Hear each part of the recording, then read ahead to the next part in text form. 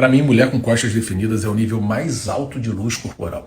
O abdômen hoje você fabrica na lipo, o glúteo você consegue injetar, coxa também injetam, e tudo bem. A medicina estética evoluiu, fica fake, fica horrível, mas tudo bem.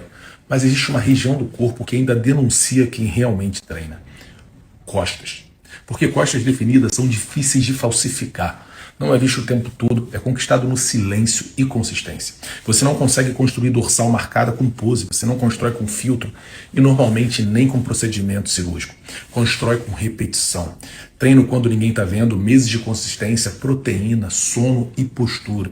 E talvez seja por isso que um vestido elegante mostrando costas definidas passe uma imagem tão diferente.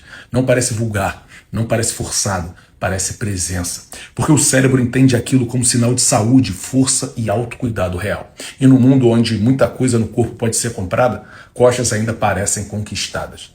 Nós nunca seremos.